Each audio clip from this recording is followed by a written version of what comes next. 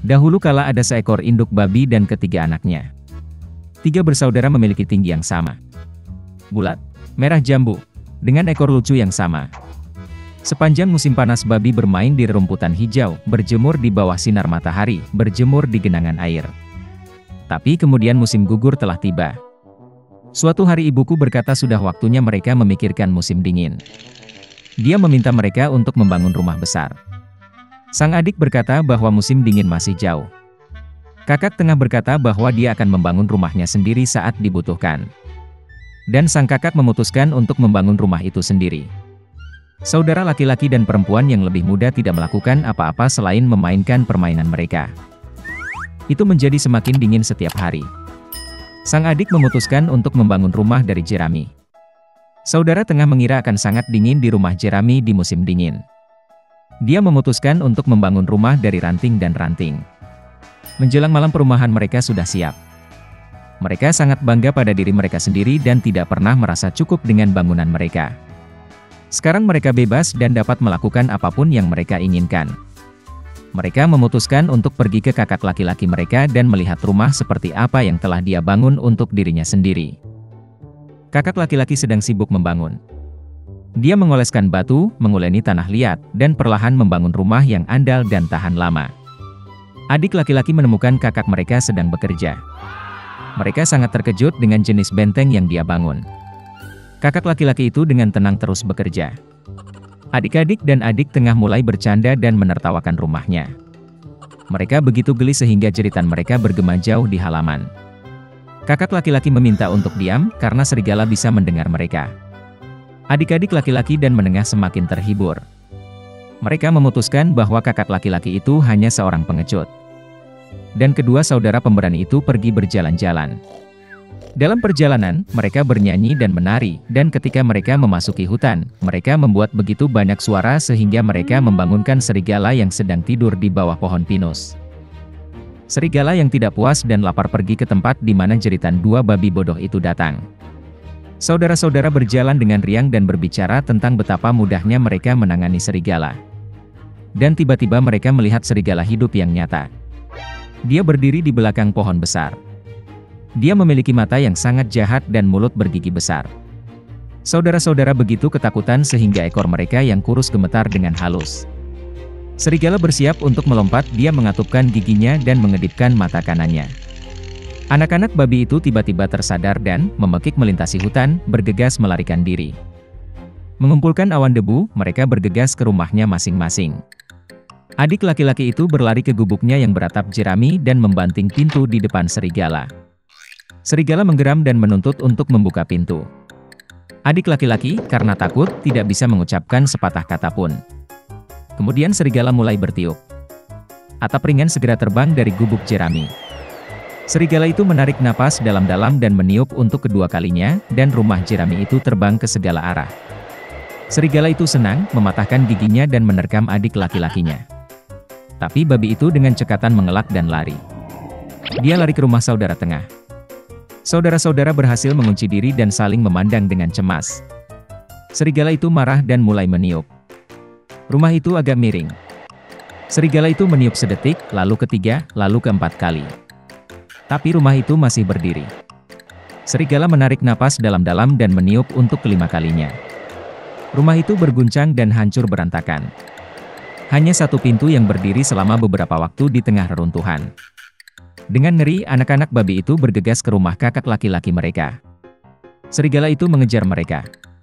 Dia yakin kali ini babi tidak akan lari darinya. Anak-anak babi dengan cepat berlari melewati pohon apel besar bahkan tanpa memukulnya. Dan serigala tidak sempat berbalik dan menabrak pohon apel yang menutupinya dengan apel. Satu apel keras menghantamnya di antara kedua matanya. Sebuah benjolan besar melonjak di dahi serigala. Pada saat ini, adik laki-laki dan tengah berhasil lari ke rumah kakak laki-laki mereka dan mengunci pintu. Serigala berlari ke pintu, menggeram dan menuntut untuk membuka pintu. Adik-adiknya sangat ketakutan dan tidak bisa membalasnya. Dan kakak laki-laki itu tahu bahwa dia dan saudara-saudaranya tidak perlu takut di rumah batu yang kokoh. Kemudian serigala menghirup lebih banyak udara dan meniup secepat yang dia bisa. Tapi tidak peduli seberapa banyak itu meledak, tidak ada satu batu pun yang bergerak. Dan kemudian dia melihat ke atas dan melihat cerobong asap besar dan lebar di atap. Dia dengan hati-hati naik ke atap dan mulai turun dari pipa. Babi mendengar suara gemerisik. Kakak laki-laki itu segera menebak apa yang terjadi. Dia segera bergegas ke kuali, tempat air mendidih, dan membuka tutupnya. Serigala itu turun dari pipa dan langsung jatuh ke dalam kuali. Matanya membelalak ke dahinya. Serigala yang tersiram air panas terbang dengan raungan liar, dan bergegas ke hutan. Dan ketiga babi kecil itu menjaganya dan senang karena mereka dengan cerdik telah memberi pelajaran kepada perampok jahat itu. Sejak saat itu, saudara-saudara dan ibu mereka mulai hidup bersama, di bawah satu atap.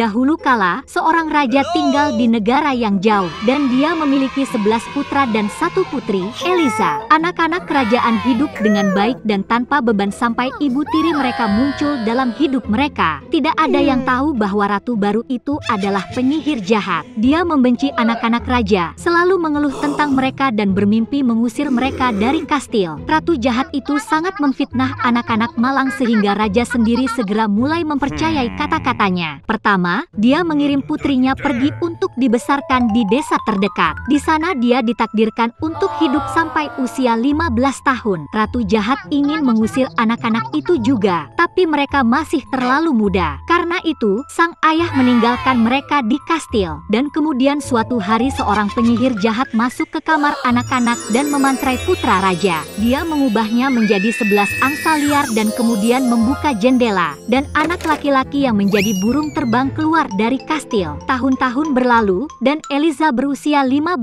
tahun. Pada hari ini, dia kembali ke istana. Sambil menunggu kedatangan raja, gadis itu bertemu dengan ibu tirinya, yang marah karena sang putri sekarang akan tinggal di istana. Dan Eliza, lelah karena jalan, tidak menyadari bagaimana dia tertidur. Setelah memilih saat yang tepat, ratu memasuki ruangan dan memantrai gadis itu. Tiba-tiba, rambut sang putri menjadi kotor dan tidak terawat, dan wajahnya berubah dan menjadi gelap. Saat ini, raja kembali ke kastil. Dia merindukan putrinya dan bermimpi bertemu dengannya. Memasuki ruangan, raja melihat bahwa gadis di tempat tidur sang putri sama sekali tidak seperti putrinya. Dia marah dan memerintahkan untuk mengusir orang asing itu dari kastil. Eliza harus bermalam di hutan. Di pagi hari dia mandi di kolam, mantranya tertidur, dan gadis itu kembali menjadi cantik. Segera dia bertemu dengan seorang wanita tua yang baik hati. Dia memberitahu sang putri bahwa setiap malam dia melihat 11 angsa di mahkota emas di tepi sungai. Kemudian Eliza pergi ke air. Saat matahari terbenam, angsa juga terbang ke sana, yang pada saat itu juga berubah menjadi saudara laki-lakinya. Mereka segera mengenali putri Eliza dan memeluknya. Saudara-saudara memberitahu gadis itu bahwa ibu tiri yang jahat telah menyihir mereka. Dan sekarang setiap pagi mereka berubah menjadi angsa, dan pada malam hari mereka kembali ke penampilan aslinya. Di pagi hari, saudara-saudara berubah menjadi angsa lagi dan membawa Eliza bersama mereka, menempatkan gadis itu dalam sekeranjang kulit pohon willow.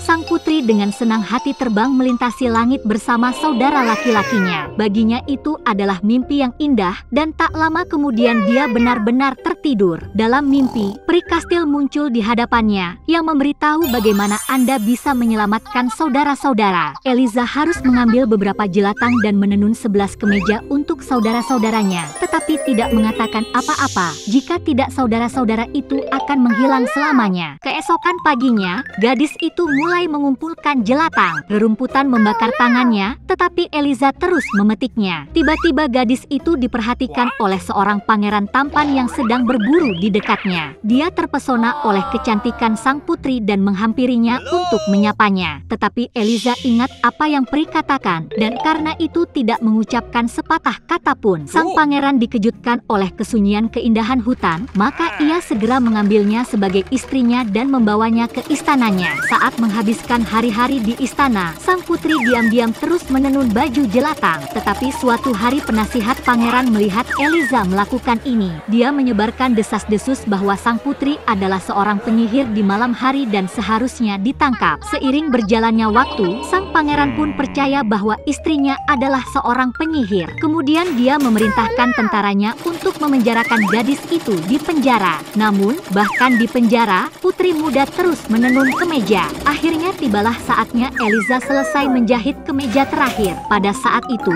pintu penjara bawah tanah terbuka dan sang putri dibawa ke pengadilan. Mereka memutuskan untuk menghukum mati gadis malang itu. Dan pada saat itu, ketika hakim membacakan putusan, 11 angsa turun dari surga. Eliza menarik kemeja dari bawah roknya dan melemparkannya ke atas burung. Saudara laki-lakinya segera menjadi manusia. Tetapi sang putri tidak memiliki cukup jelatang untuk lengan baju terakhir. Jadi adik laki-laki itu memiliki sayap angsa sebagai pengganti lengan. Kemudian saudara-saudara menceritakan kisah mereka. Dan sang pangeran, yang sangat percaya pada ketidakbersalahan istrinya, meminta maaf kepada Eliza. Sang putri segera memaafkan suaminya. Akhirnya, saudara-saudara itu bebas dan Eliza senang. Bersama-sama mereka kembali ke kastil. Sang ayah mengenali anak-anaknya dan selama bertahun-tahun tidak bisa memaafkan dirinya sendiri karena membiarkan ibu tirinya menipunya. Dan penyihir jahat itu sendiri berubah menjadi burung gagak dan terbang pergi, tidak pernah kembali ke kastil.